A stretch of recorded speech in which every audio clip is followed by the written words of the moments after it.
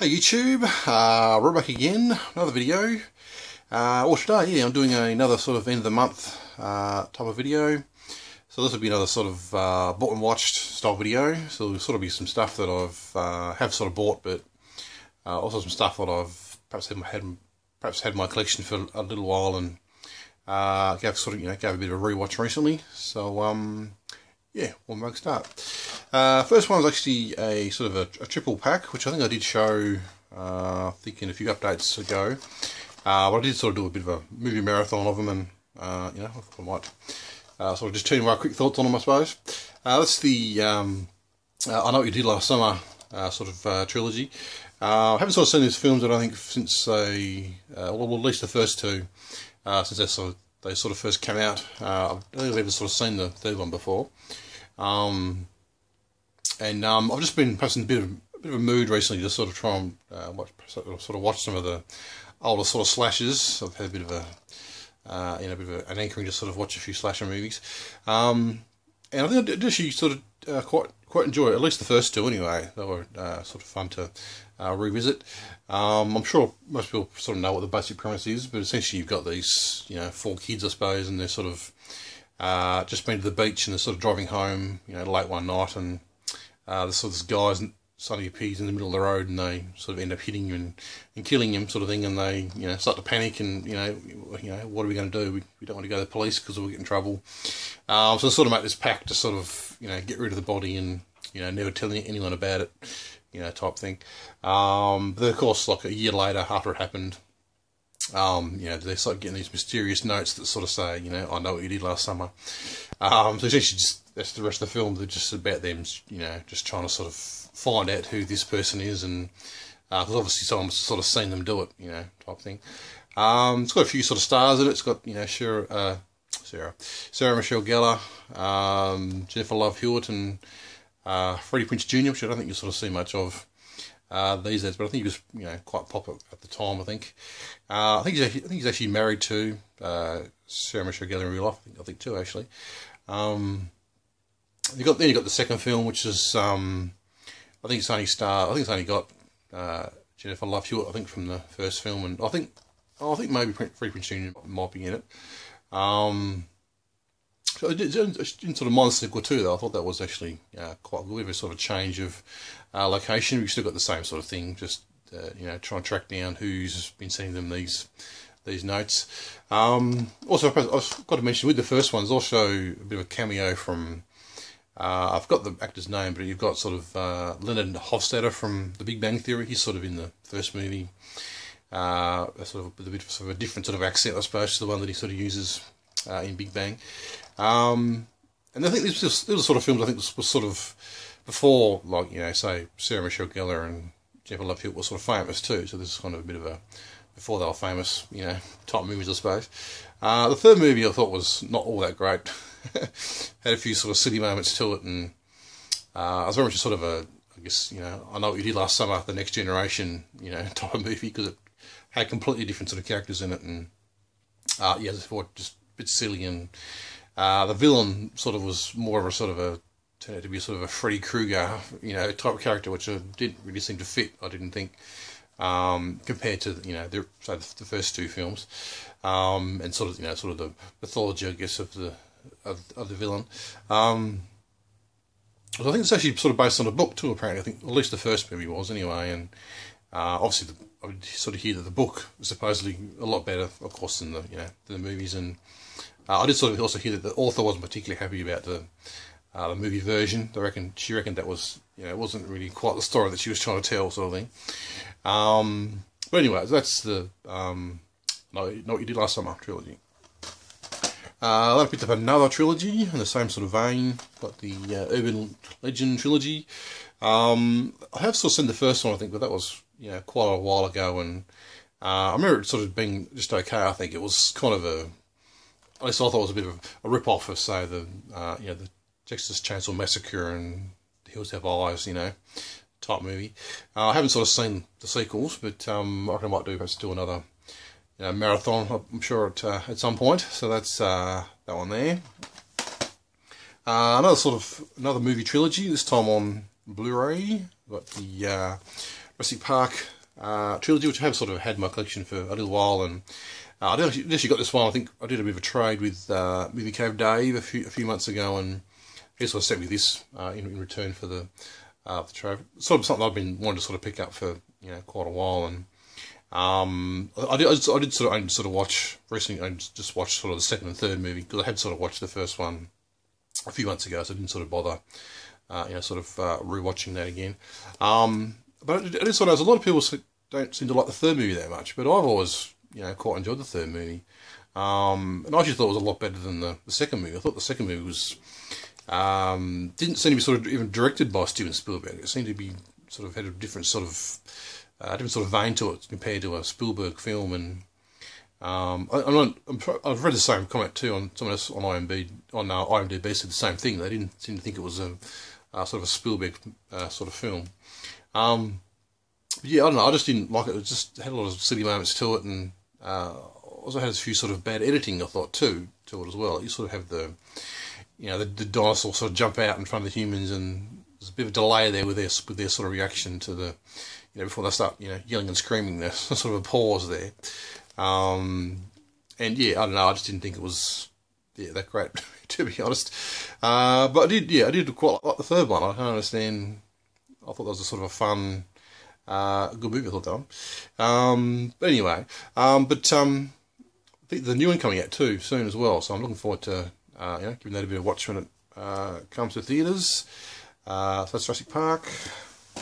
I bought another box set here, which I'm pretty sure most people probably won't be that interested in, but I did sort of buy it, so I thought I might just sort of show it quickly.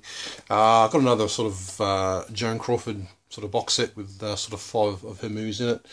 I don't know. I've just felt a bit of a strange obsession, I suppose, with Joan Crawford. I'm not quite, quite sure why exactly. But she was actually, I don't want to perhaps spend too long, but she was actually quite an interesting woman, though.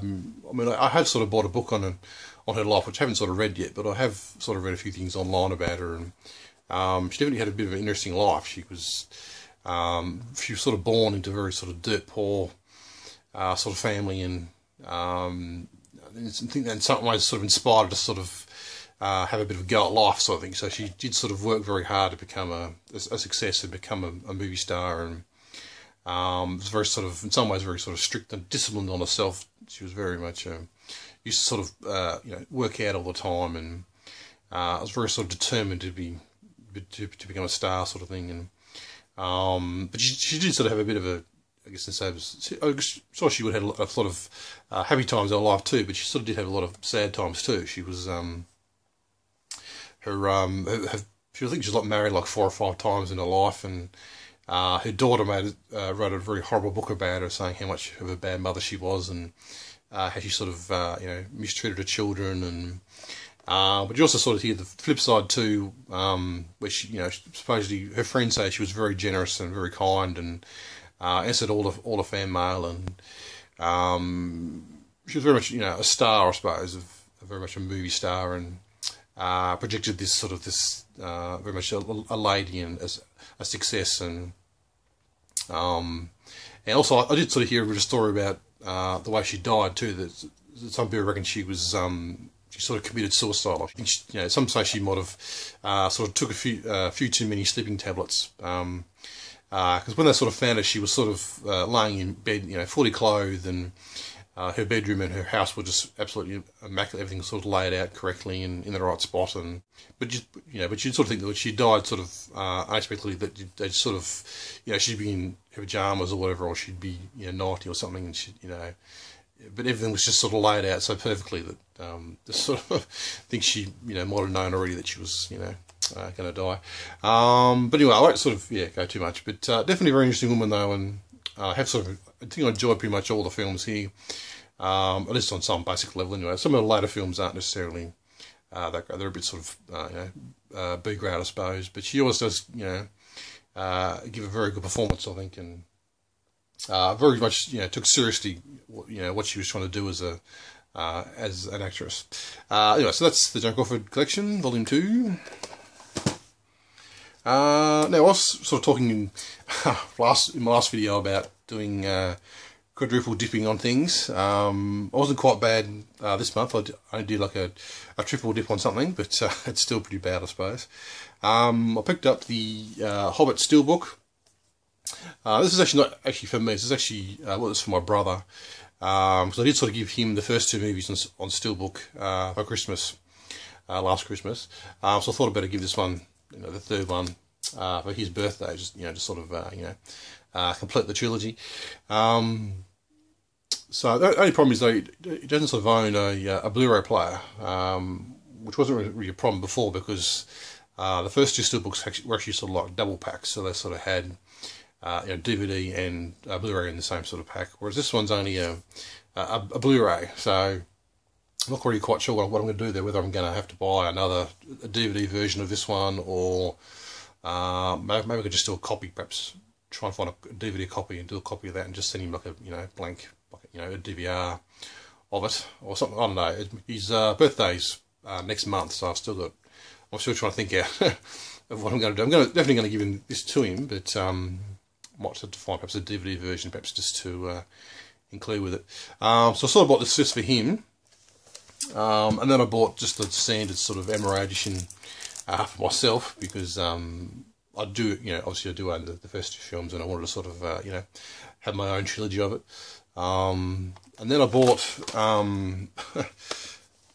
the complete trilogy again because this is actually was really cheap. I think my local Target had like I think it was like a 50% off on Blu-rays. So this ended up only being, I think it was like $30, I think, which I thought was alright. $10 per movie, which I thought was pretty good. Yeah, so as you can see, I did do a bit of a triple dip. But anyway, but I mean, I do actually quite like the Hobbit movies though. I think perhaps the Lord of the Rings are probably the better movies, perhaps. But I still do, quite like these, and the Battle of the Five Armies, I think was definitely one of my sort of favourite films of last year. So yeah, so that's my triple dip. Anyway, we'll move on. Now onto a film that I have actually sort of had in my collection for quite a while, and it's a film that I'm pretty sure this is probably one of the very first Blu-rays I ever bought, actually, but I never actually sort of got around to actually watching it. But I was sort of watching another person's video, Courage My Boy. He's another great YouTuber on here, and I think he's just sort of done a restart of his channel recently, so I'll definitely leave a link to his channel below. I'll definitely give him a sub, because he definitely doesn't have enough subs. It was The Wrestler, and he was he was sort of talking about this film and saying how much he enjoyed it, and I was sort of saying, well, I hadn't sort of seen it yet, even though I do own it for quite a while, and he was sort of saying, well, you should watch it now, and I want to see it in your next update. So here I am, showing it in my next update. But yeah, definitely a really good film. I probably should have watched it a bit sooner because I actually quite like this one. Definitely a really sort of gritty, raw performance by Mickey Rourke, and definitely his comeback role, I suppose. He'd sort of been out of Hollywood for quite a while, and this is sort of his comeback role. And definitely a film I think he would have had to have really sort of worked hard on, not just sort of physically, but also very sort of mentally too. It seems like a bit of a mentally draining sort of film, and I think in some ways it sort of does reflect his personal life, I think, too, Mickey Rourke's life. But this is actually, but I actually quite like this one. It was a very sort of, gritty, very raw sort of movie, and just essentially about a wrestler.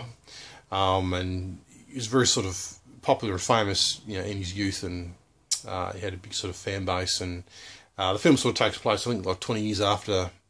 He's I guess his peak, I suppose, and he's still wrestling, but he's in these sort of backyard sort of tournaments, and just sort of getting by, and but he's definitely he's too old for it, and he sort of perhaps should have retired, say 10 years ago, sort of thing. But he's still going on because pretty much it's the only thing he knows. He's sort of been wrestling pretty much for his entire life, and to sort of. I think he does sort of try and find other jobs, but he's not really qualified to do anything else.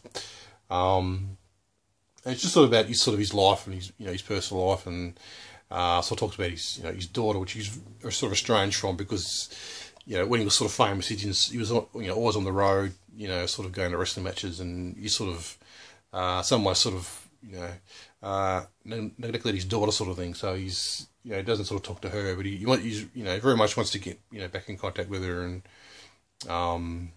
but yeah, I don't know, it's just, a really great film, and definitely a bit of a sort of hard watch maybe, a bit sort of sad in some aspects, but definitely a, very well made film, and definitely worth a watch. So that's The Wrestler, one that I would, recommend. Another sort of film request, I suppose, of sorts. Again, I was talking to Movie Cave Dave about this one, and I said that I picked it up and watched it recently, and I loved it, and he said I should definitely talk about it in my next update. So yeah, that's what I'm doing again. That's The Sting, I think from 1974 or something like that. Robert Redford and Paul Newman. But yeah, definitely this is the one that I had heard a few people recommend. I think Plucker Bond 0017, I think he was talking about it in one of his. I think he was doing like a 24-hour movie marathon, and he sort of was watching this, and he said I'm pretty sure he said this is one of his favourite films. This is sort of one of the ones. Sort of one of the reasons I did sort of pick it up. I did sort of pick it up, a little while ago. But yeah, definitely a really great film, and one that I did actually really enjoy. I thought it was just a very well sort of made film. Really great sort of screenplay to it, and I guess in some ways perhaps a bit of a perfect movie. I couldn't sort of find anything really wrong with it. I just thought it was a really great story and great characters, and just great dialogue, and very just well written, and I don't know, it's just a really good film, I thought. Definitely one that I would sort of recommend, and great performances by Paul Newman and Robert Redford as well. So that's The Sting, another great film, definitely one I would recommend. Then last of all, sort of a musical, I think it's 1964 or something like that. 1972 actually, sorry. That's Cabaret. Now, I'm not necessarily a huge fan of musicals, because I don't particularly like the songs sometimes, and I do sort of end up sort of fast forwarding through the songs sometimes when I'm watching musicals. This is actually one I did actually quite like, though. Not necessarily quite sure sort of the backstory, whether this is sort of based on a book or this is definitely a remake though, because it was an earlier film called Cabaret. I just got surprised with this one though, because it didn't seem to be necessarily a film about cabaret though. It was sort of, the cabaret elements were sort of I guess some way sort of woven into the story, I guess. The story was more about the Liza Minnelli sort of character, and just about sort of her personal life and the people that she sort of meets, and but yeah, it was one I just quite like, and I